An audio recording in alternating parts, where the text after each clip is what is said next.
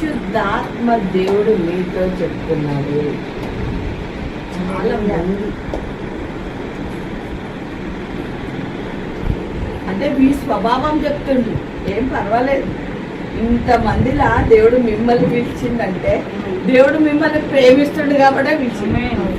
కానీ ఎవరన్నా ఏమన్నా అనగానే వెంటనే పట్టుబడకుండా ఏం చేస్తుంది? నిజమా?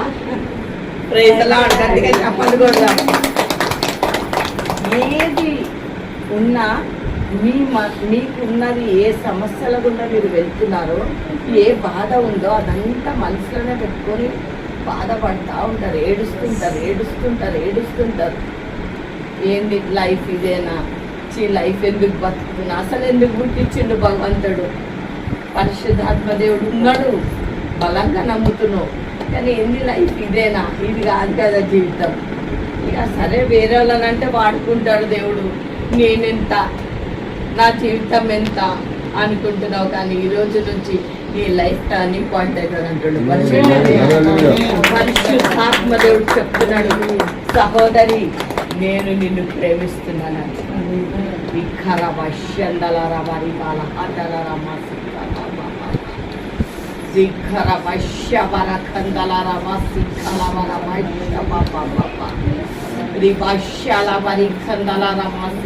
మీ పక్కన నేను ఏంజల్స్ ని చూస్తున్నా, కుడి వైపు ఒకటి, ఎడమ వైపు ఒకటి.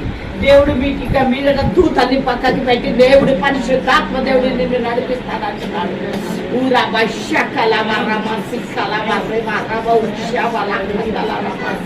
సిస్టర్ కన్ను ముయ్యొద్దు, ఇక్కడ తెరవండి. పరిశుద్ధాత్మ దేవుడు చెప్తున్నాడు. ఏ విషయంలో అయినా మీరు కొన్ని విషయాలలో ముందుకు వెళ్ళాలంటే వెళ్ళలేకపోతుంది. ఏమో ఆటంకాలు వస్తున్నాయి. పరిశుద్ధాత్మ దేవుడు చెప్తున్నాడు, మీ కడుపులో అన్వాంటెడ్ డిస్టర్బెన్స్ ఏదో నేను చూసినా, నేను స్పష్టంగా చెప్పలేను.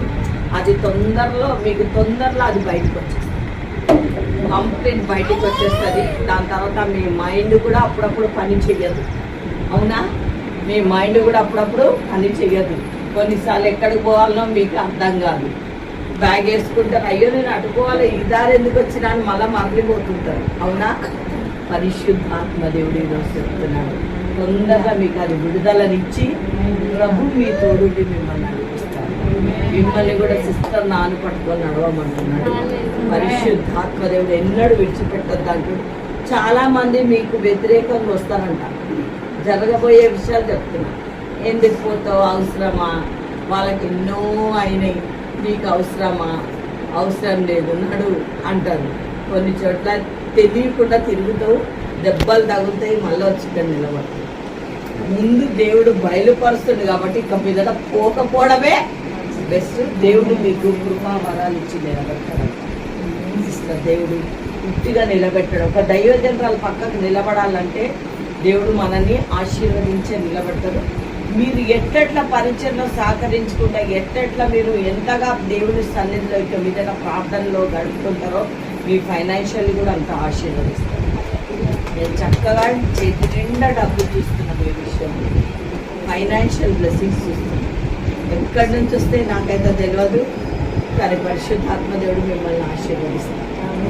God bless you sister. Praise the Lord. గట్టిగా చప్పట్లు కొట్టి